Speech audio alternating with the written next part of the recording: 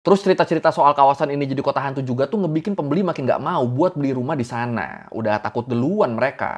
Locals call it Ghost City. And on first impressions, you can see why. Tapi uniknya kita tuh kalau mau ke hotel ini tuh bisa loh. Ya walaupun pastinya nggak nginep ya. Kita kan udah pernah ngebahas mega proyek Neom ya. Mega proyeknya Arab Saudi yang futuristik banget. Nah sebenarnya mega proyek model-model gini tuh ada banyak banget ya. Di berbagai negara tuh pasti ada aja mega proyeknya. Pasti ada aja proyek-proyek besar yang punya ekspektasi tinggi. Cuma ya sayangnya nggak semua mega proyek ini berjalan lancar. Nggak semua mega proyek ini bisa diselesaikan tepat waktu dan berguna sesuai tujuannya, sesuai ekspektasinya. Banyak juga mega proyek yang mandek terus ditinggalin gitu aja. Atau bisa juga sebenarnya proyeknya tuh udah jadi, udah tinggal dipakai, tapi ternyata malah nggak kepake, terus ditinggalin aja. Nah ini kalau kayak gini kan berasa sia-sia yang ngeluarin duitnya ya. Padahal namanya mega proyek pasti duit yang keluar mega juga dong. Jadi ya udah kalau gitu, ayo langsung aja kita bahas mega proyek paling nggak berguna di dunia di Learning by Googling.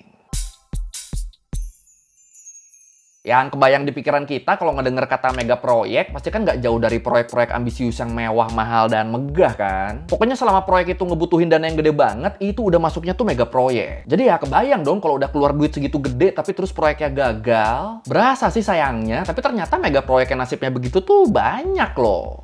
Dan ini gue pilihin beberapa nih buat kita bahas. Gue pilihin yang jenisnya beda-beda nih. Buat yang pertama, gue mau bahas Arena de Amazonia di kota Manaus, Brazil. Jadi kota Manaus ini nih adalah ibu kota negara bagian Amazonas yang letaknya tuh ada di tengah-tengah kota Amazon. Ya buat detail kenapa kota Manaus ini bisa ada di tengah-tengah hutan Amazon, lu bisa nonton di video gue yang ini. Marketing. Nah kalau lu ingat, walaupun kota ini tuh jauh dari mana-mana, walaupun dia letaknya ada di tengah-tengah hutan Amazon, tapi pas Piala Dunia 2014 diadain di Brazil, Manaus kan kepilih jadi salah satu kota tuan rumah. Kalau menurut The New York Times, sebenarnya waktu itu FIFA tuh mewajibin negara yang jadi tuan rumah Piala Dunia tuh buat ngebangun 8 stadion baru yang kesebar di berbagai kota. Bikin 8 stadion aja udah cukup. Tapi buat mewujudin syarat itu dan demi nunjukin minat mereka dalam dunia sepak bola, Brazil tuh nggak cuma ngebangun 8 stadion. Mereka tuh bikin nyampe 12 stadion. Dibikin tuh 12 stadion baru khusus buat Piala Dunia doang. Dan salah satunya ya Arena de Amazonia di Manaus ini. Jadi stadion ini tuh dibangun selama 4 tahun dan makan dana nyampe 220 juta US dollar dengan kapasitas penonton lebih dari 44.000 orang. Dan sayangnya kalau menurut The Sun, abis stadionnya jadi, stadion ini tuh cuma dipakai buat 4 pertandingan doang selama Piala Dunia. Dan setelah itu nggak dipakai-pakai lagi. Ya kalaupun ada dipakai ya itu paling sesekali doang dan itu pun jarang banget jatuhnya. Tapi ya gimana ya, ini stadion kan letaknya kan emang jauh dari mana-mana. Ini kan letaknya kan emang jauh dari kota-kota lain. Di tengah hutan Amazon kan dia kan. Udah kan terpencil banget, aksesnya juga susah. Terus ditambah lagi walaupun mereka orang Brazil, tapi warga sana tuh mereka nggak peduli-peduli banget sama sepak bola. Mereka nggak peduli-peduli banget sama olahraga. Malah justru banyak yang ngecam pembangunan mega proyek ini. Kenapa malah ngecam? Soalnya kebanyakan masyarakat Manaus kan hidup di bawah garis kemiskinan. Akses ke sekolah sama ke rumah sakit tuh susah banget. Bahkan banyak juga yang nggak punya tempat tinggal kan. Udah tahu situasi di sana kayak gitu, pemerintahnya mereka malah milih ngebangun stadion demi gengsi. Padahal syaratnya cuma 8 stadion. Ini sosokan bikin 12. Padahal duit segitu kan bisa dipakai buat ngebangun sekolah, rumah sakit, atau ya fasilitas-fasilitas pendukung lainnya buat masyarakat setempat lah. Dan akhirnya ya begini, walaupun anggarannya gede banget, tapi stadion ini malah terbengkalai, malah nggak kepake. Cuma buang-buang anggaran doang akhirnya. Ini sayang banget ya. Nah ini nih penampakan stadionnya di tahun 2022 nih. Ya emang kelihatan jarang dipakai ya. Banyak yang udah ngelupas-ngelupas gitu juga tuh semennya kan. Aduh. Terus mega proyek nggak guna lain yang mirip yang dibangun di hutan juga ada namanya Interstate H3 di Hawaii, Amerika Serikat. Ini kalau menurut Hawaii Magazine disebut rencana pembangunan jalan tol Interstate H3 ini tuh dicetusin dan disahin di tahun 1960. Waktu itu awalnya budgetnya tuh cuma 250 juta US dollar dan bakal dibangun di atas lembah Moana Lua. Cuma ternyata dalam pembangunannya banyak banget hambatan yang ngehalangin mega proyek ini. Kayak contohnya hambatannya tuh waktu disahinnya Undang-Undang Kebijakan Lingkungan Nasional di tahun 1970. yang ngebikin proyek-proyek kayak gini itu harus ngebikin analisis dampak lingkungannya. Jadi yang tadinya proyek apa tinggal bikin, sekarang harus mikirin AMDAL-nya tuh. Dan gara-gara itu pembangunan jalan ini jadinya ditunda sampai AMDAL-nya kelar. Terus selain masalah AMDAL, ternyata banyak juga aktivis sama penduduk lokal yang protes yang tentang mega proyek ini. Mereka protes soalnya proyek ini kan dibangunnya di hutan mereka, di hutan Oahu, yang jadi habitat asli burung endemik yang terancam punah waktu itu. Nah, penduduk-penduduk lokal ini khawatir burungnya tuh beneran bakal punah kalau mega proyeknya diterusin. Apalagi ternyata lembah Moana Lua ini selama ratusan tahun itu tuh udah jadi salah satu warisan budaya yang penting banget buat orang-orang Kanaka Maoli, buat orang-orang asli Hawaii. Jadi ya kebayang dong, udah ratusan tahun jadi tempat sakral kan, tahu-tahu mau dibangun jalan tol. Ya langsung pada nentang lah. Pokoknya ditentang terus tuh sampai akhirnya diputuskan kalau jalurnya bakal dipindahin ke Lembah Halawa Utara, nggak lewat Moana Lua lagi. Nah disangkanya kalau jalurnya dipindahin udah nggak ada masalah nih. Ternyata enggak dong, walaupun udah dipindahin masalahnya tetap sama. Lembah Halawa Utara juga ternyata masih hutan yang asri. Jadinya sama penduduk lokal sama aktivis lingkungan juga itu diprotes lagi. Ditambah administrasi yang berkaitan sama undang-undang lingkungan tadi tuh masih ribet banget buat ditembusnya. Jadi ya sama aja endingnya. Sampai akhirnya kalau menurut Manoa Hawaii di tahun 1986 Jalan Hestri ini tuh jadi pengecualian dari pemberlakuan undang-undang lingkungan hidup tadi.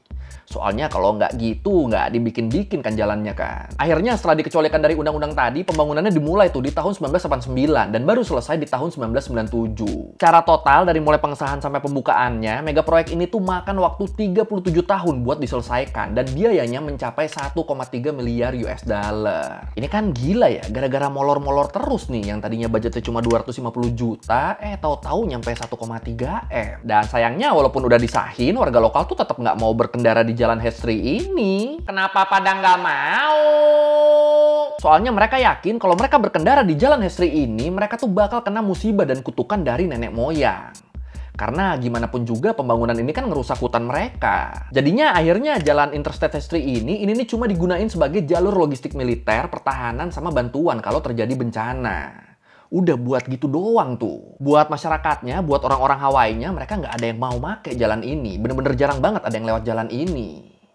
Ini sayang lagi nih duitnya nih. Padahal kan niatnya kan buat mempermudah akses orang-orang sono ya. Tetap nggak dipakai dong. The original intention for the highway was to connect the Pearl Harbor Naval Base on one side of the island with the Marine Corps Air Station on the other.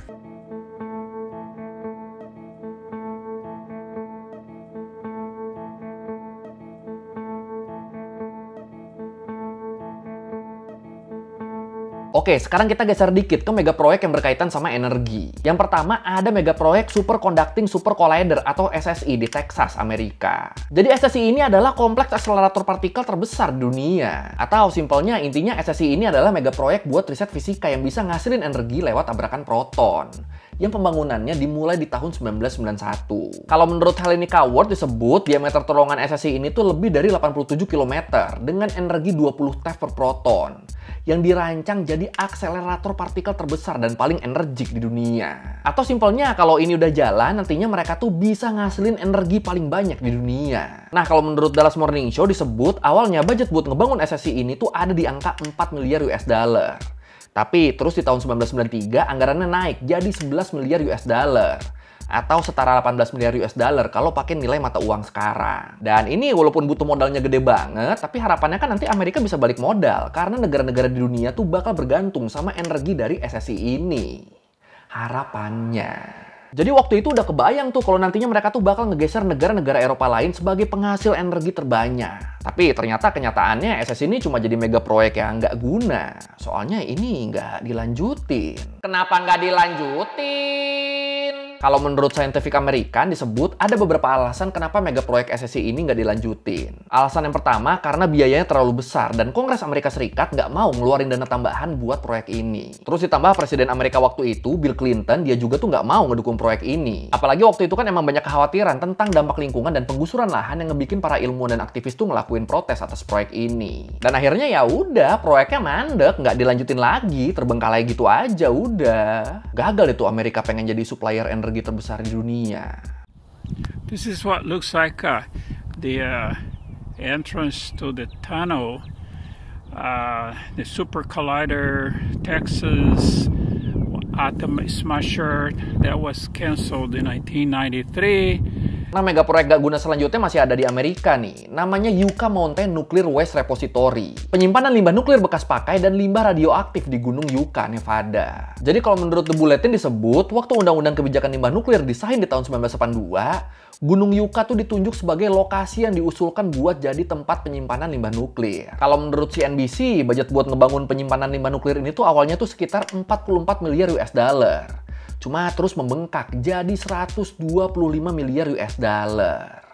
Ya, ini beneran bengkak sih. Tapi sayangnya, walaupun budgetnya udah bengkak banget begini, ternyata mega proyek ini juga dapat banyak protes dari berbagai pihak. Kalau menurut website resmi pemerintah Nevada disebut, ada banyak masalah ilmiah yang belum bisa terselesaikan di proyek ini. Kayak misalnya masalah hidrologi, kapasitas dan desain ruang penyimpanannya, ditambah sama aktivitas vulkanisme dan seisme yang aktif di sekitar Gunung Yucca. Dan gara-gara ini jadinya Gunung Yucca tuh dianggap nggak cocok buat jadi tempat penyimpanan limbah nuklir, soalnya ya rawan bencana alam kan. Belum lagi kalau nanti proyeknya udah jadi, Gunung Yucca tuh bakal jadi satu-satunya penyimpanan limbah radioaktif yang ada di seluruh Amerika.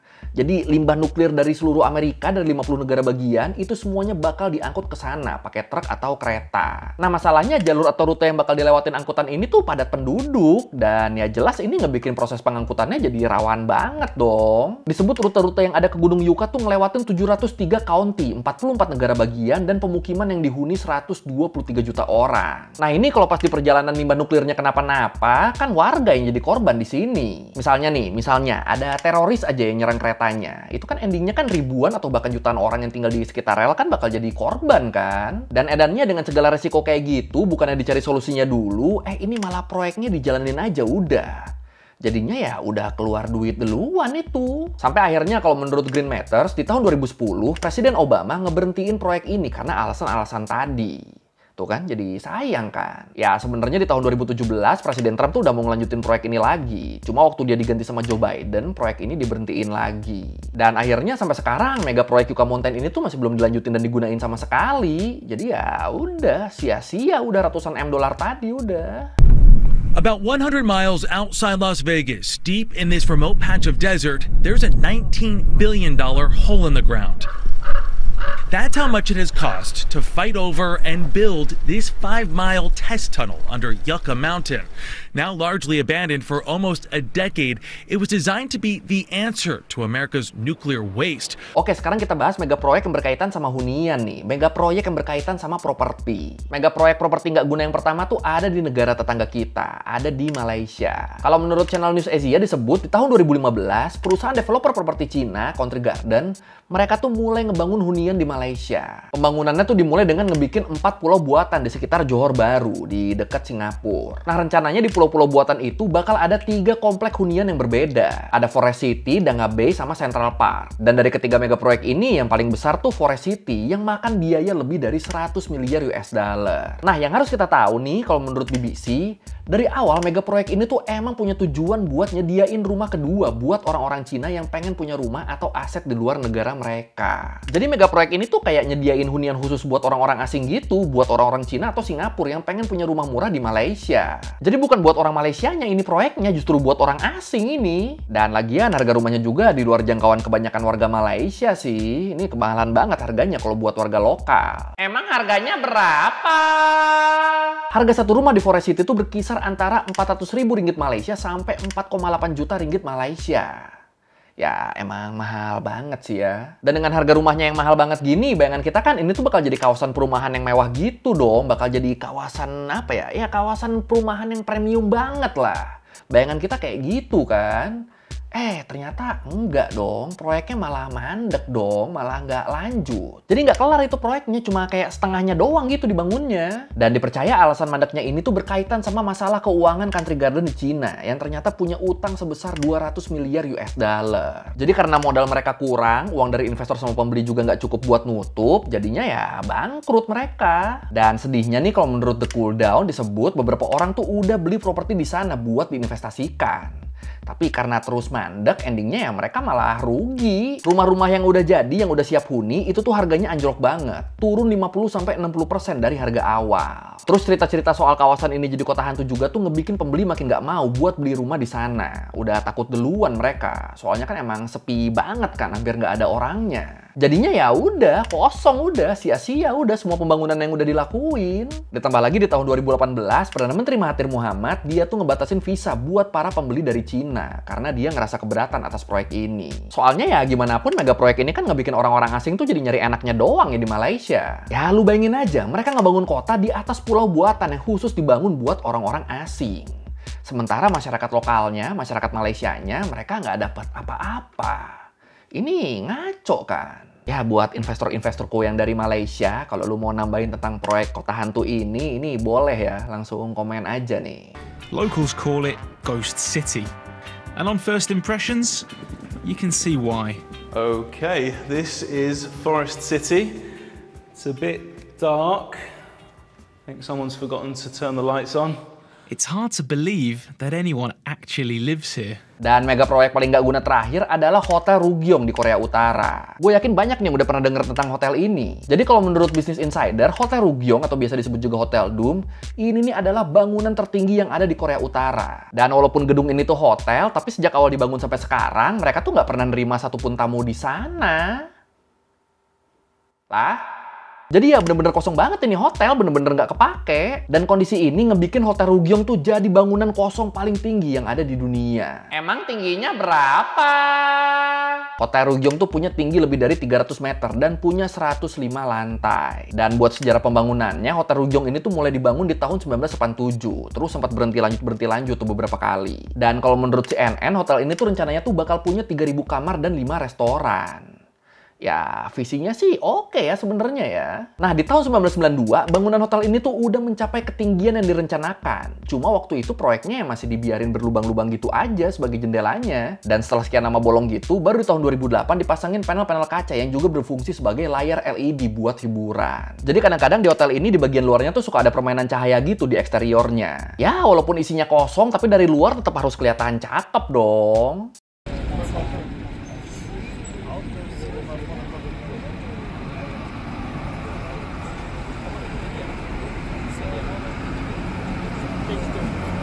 Nah, kalau menurut Late Bible, awalnya Hotel Rugyong ini tuh dibangun buat ngalahin rekor bangunan tertinggi di Korsel di World Festival of Youth and Students di tahun 1989. Jadi ya harusnya hotel ini selesai dibangunnya tuh dalam waktu 2 tahun, dari tahun 1987 sampai 1989. Niatnya gitu.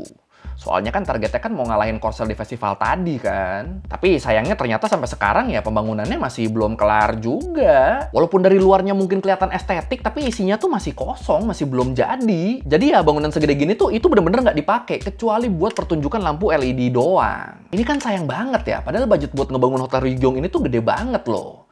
Budgetnya mencapai 600 miliar US dollar.